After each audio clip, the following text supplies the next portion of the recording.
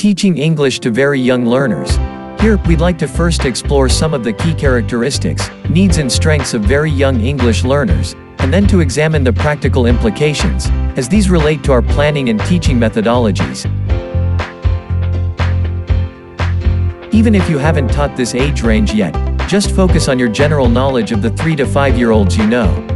Think of them as learners, as first language learners and then as learners of English. You probably think that they learn very quickly, have so much fun while learning, and they have incredible energy. Everything is new to them.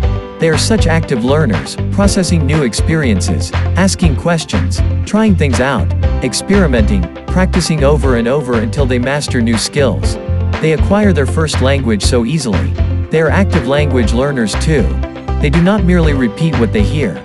Rather, they are actively involved in formulating rules and trying out their hypotheses to puzzle it out for themselves. They have fun with language. Those of you who are parents will probably recall your child playing with the sounds words make and vocalizing before going to sleep. These instances may be viewed as practice play, and are enjoyed by the child for the inherent play potential of sounds, rhythms, rhymes, word structures and meanings. With their friends, this often manifests as talking funny, and this can be a real source of joy, but it serves a more serious function too as they try out different combinations of sounds, rhymes, structures and rules. They ask questions all the time. It's a fact that the number of questions a preschooler asks at home far exceeds the number asked at nursery. When conditions are optimal, they can acquire a second language easily too. If they learn when they are very young, they can become bilingual with ease. Most lack self-consciousness when they speak a new language. What do you think are some of the general characteristics and needs of the very young learners in an holistic sense that we need to consider? They are still settling into nursery or kindergarten. Therefore, they need to feel safe and secure. They have a short concentration span. They need hands-on, concrete experiences in order to learn effectively. They also need practical contexts and concrete references in order to understand new learning. They need multi-sensory experiences. Their first language is still developing rapidly. Most are in the first stages of learning to read and write. They may not be ready for cooperative play or pair, group work, preferring to engage in parallel play or side-by-side activity. They find it difficult to sit still. Boys especially find this problematic. This is partly because of a massive upsurge in testosterone levels around the age of 4, which lasts for approximately 1 year, resulting in high energy, sometimes aggressive behavior and a real need to career around. They need and enjoy lots of repetition. We see this particularly at story time, song time and when they are in the process of mastering new skills. Much language development in both first and second languages is apparent. They understand more than they say. They may not be ready for certain structures and complexities in either first or second language. Little boys tend to be somewhat less advanced in linguistic skills, fine motor skills and concentration. Some studies suggest that they may lag behind by up to 1 year in these specific aspects. Now we need to consider the implications and look at some of the key issues and details we need to consider when we plan our lessons and activities with the very young learners. How will we ensure that our teaching matches their needs and strengths? Interests. We usually find that very young children are interested in themselves, their families, food, pets, toys and the immediate environment. These interests can help us to plan topics to motivate and engage them. Try to consult them and involve them about what to do. It may be that you have to follow a prescribed curriculum. However, even then, one can ask the class about how to start off the new topic and elicit their ideas and questions regarding how to explore it. Ideas. Leave some space in your topic planner during the lesson. Invite the class to write or draw their ideas of what they are interested in.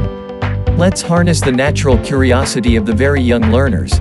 Let's encourage their questions, and in this way we foster a feeling of ownership and self-value which is more likely to develop as personal responsibility in learning. Memories. Let's ensure that the very young learners' memories of their early encounters with English are positive.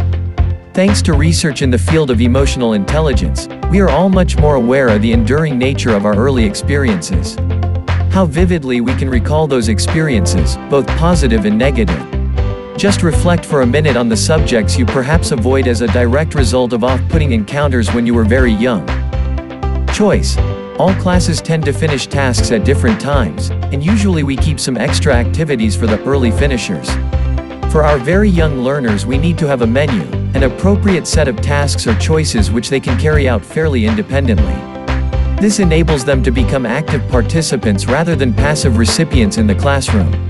In this way, they will have increased motivation to complete tasks, pride in their achievements, and awareness of self-control. The 3 to 4-year-olds can plan their activities on a graphic planner using pictures or symbols. The 5-year-olds can be encouraged to write keywords copied from the menu. Management. Working with this age group is demanding because we need to plan lots of resources, ideas, and changes of activity to match their short attention span. However, when we plan accordingly and manage our time and resources well, they will be actively engaged, which is the key to success. Mascot. Having a mascot, for example, a teddy bear learning English together with the kids might be a lot of fun. Not only can that provide continuity between lessons, it also helps the children to feel powerful and knowledgeable as they coach him, correct his mistakes, and teach him new words. You can make books with the children about him and find this as a successful way in which to introduce and reinforce key language items. Play. It is vital to ensure that the links between play and the basic curriculum are made explicit. Let's not think of play as pointless or as relief from work. Instead, we need to remember that play is the young child's natural way to learn. Think of the relaxed but focused state we enter into when we are engrossed in play. Think of the implications. How can we use play to motivate and engage the very young learners? Play with language. All children enjoy the humor of funny and unusual words, and how very young learners are fascinated by the resources of language and are especially sensitive to its play potential. Make up funny words together. For example, cut up a banana, put it with half an apple and add the end of a pear. Hey presto! A whole new fruit, what shall we call it? Make monster puppets, give them absurd names. Make machines with junk, cut up pictures of animals they know the names of and invent some new ones. Have you ever seen a Kong dog cow before? Have fun with songs such Wiggly Woo and enter into the fun with them. All the researchers in this field seem to agree that play with words is associated with pleasurable states in the child. So if we want early experiences in using English to be linked with positive memories, it is logical to build on this predisposition to experiment with language. When we plan our topics, let's deliberately include opportunities to play with words. Parents. Parents of very young learners may be excited about their child learning English at such an early age. However, they may also be confused if their experiences were of boring textbook exercises in formal grammar. They may be wondering how we can teach English to a 4-year-old. Also, if they don't speak English very well, they may feel nervous about how to support their child. It is up to us to take the lead and warmly welcome parents to talks, workshops, and opportunities to see how we do things. If you are brave, invite them in small groups to watch you in action. Alternatively, video some lessons and show them at a parents' evening. If we are clear about our methods and rationale, and we explain them clearly, parents will feel reassured and secure. If we go one step further and offer guidance on how they can offer support at home, they will feel much more involved and valued. Get physical. We can't expect very young learners to sit still for very long. Little boys, especially, have a hard time in a sedentary classroom. The typically female-dominated methodology that we find in early years education tends to favor oral language, sitting quietly during story time, fine motor skills, in fact all the things that little boys find most difficult. We will make life much easier for them and for ourselves by tuning into their needs to move around. Ensure that you build in brain breaks, opportunities to stretch, do some Tai Chi, or just have a good wiggle. Songs and rhymes such as the following can be used whenever we notice the class getting a little restless. So instead of scolding them for being restless, all we need to say is, "Oh, let's have a good wiggle around and sing. I wiggle my fingers, I wiggle my nose, I wiggle my tummy, I wiggle my toes. Now no more wiggles are left in me, and I can be still as can be."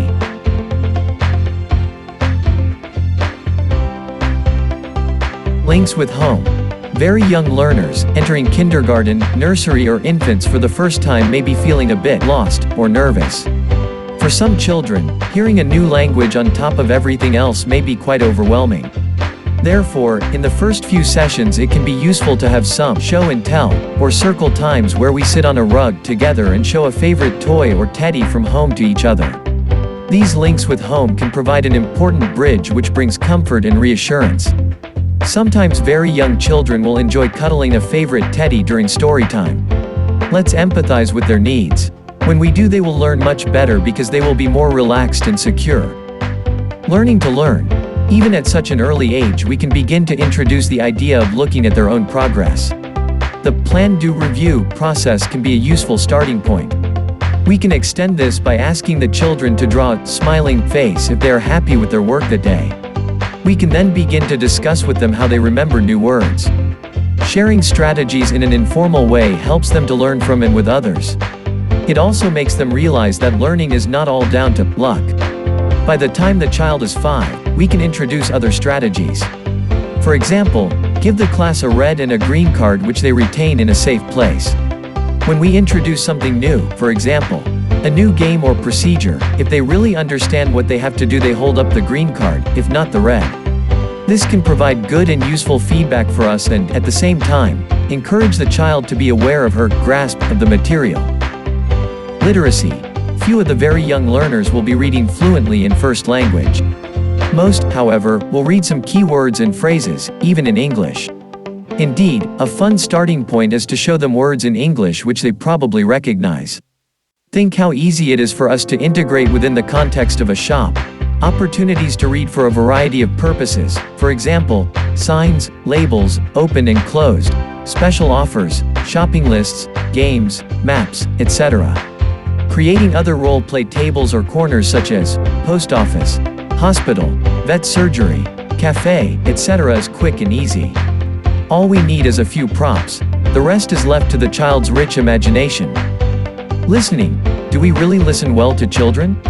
Or, do we listen only for what we want to hear? For instance, our preset agenda. When we listen to very young learners, let's remember that they are still developing first language skills and confidence, so we need to be supportive by modeling the correct form, extending their utterances, and try to understand the content of what they are trying to express, as well as the structure. It is very important to give them time to think and to grapple with the demands of expressing themselves. Indeed, on average, teachers wait for only 1 second for an answer before intervening or asking another pupil. Input. When we observe effective parent-child interaction, we see that their input is just a little more complex than the child's. For example, when a 2.5-year-old child says, up me up, the parent, do you want to get up? The child, up me up, the parent, do you want to get up on the stool? Etc. Which strategies are being used here by the parent to support the child's attempts to express himself? There are many effective strategies we can use when we are interacting with very young learners. Most importantly, beware of long-winded, abstract, complex sentences. If they do not understand these in their first language, they will be totally bewildered in English.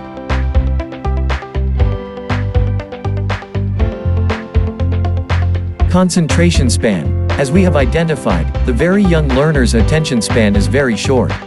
Therefore, if we have, say, 40 minutes with them, we will need lots of different activities, brain breaks at a variety of tasks to keep them engaged.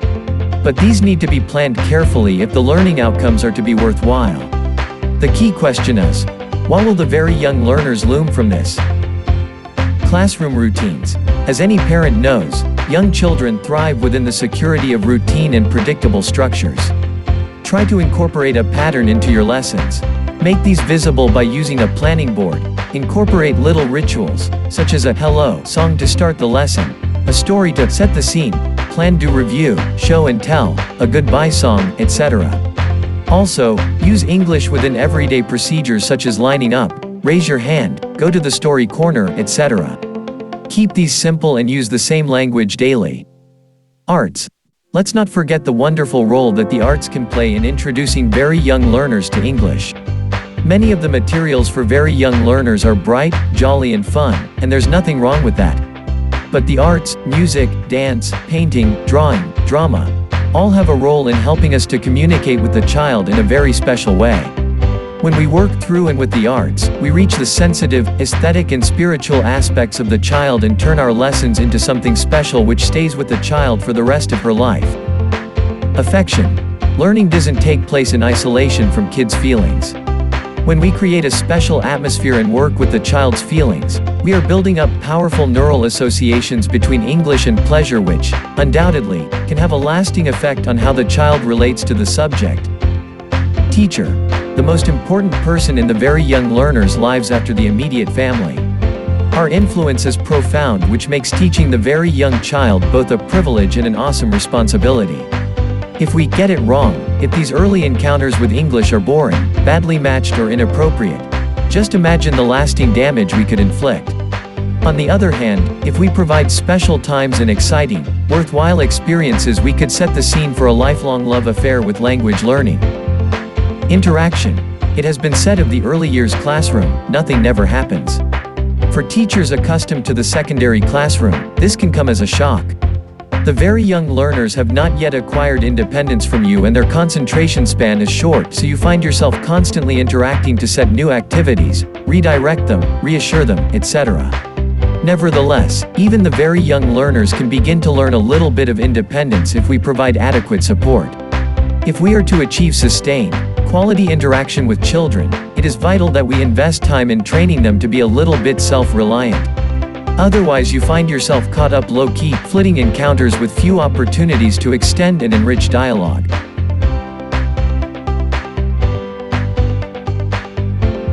Oxygen. The very young learners will benefit enormously from outdoor activities which are well planned and part of the curriculum. Think of the potential for teaching English through circle songs, playground games, treasure hunts, visits to local shops, parks, teddy bears, picnics, nature study, etc.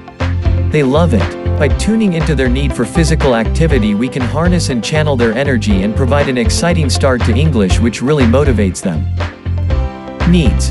When we are teaching very young learners, a good motto to remember is, we are teaching young children, not English. This has far-reaching implications for differentiation, group work and matching our lessons appropriately. Get to know the child as a person, liaise with other teachers to build a holistic profile and use the time together to reach the whole child, i.e. cognitively, socially, emotionally, physically and spiritually. Spiral curriculum. Much revising and recycling will take place if our very young learners are to learn English effectively.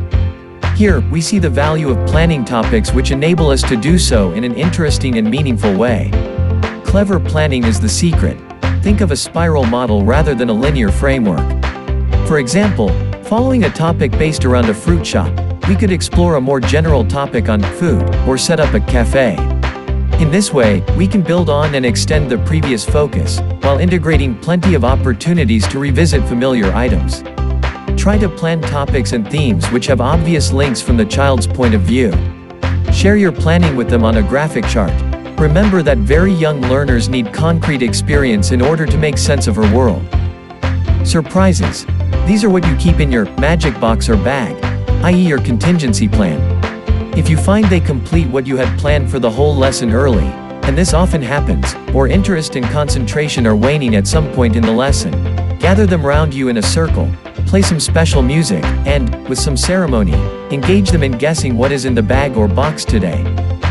Scaffold their questions. We need to model suitable questions such as, you could ask me, what color is it? Is it big? Is it a fruit? Is it soft? Etc. Use this opportunity as a special time to play with question making together. Teachers tend to monopolize question making in the classroom.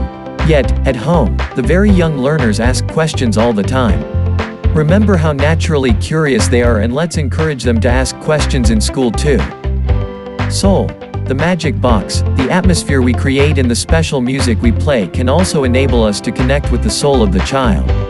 If we reveal some special things about ourselves to them, for example a photo of you when you were little, a special art postcard, a lovely pebble you found on the beach, a perfect flower, we open up the possibility of lifting English lessons out of the ordinary and reaching a different dimension entirely. That's when we reach the wonder of the young child.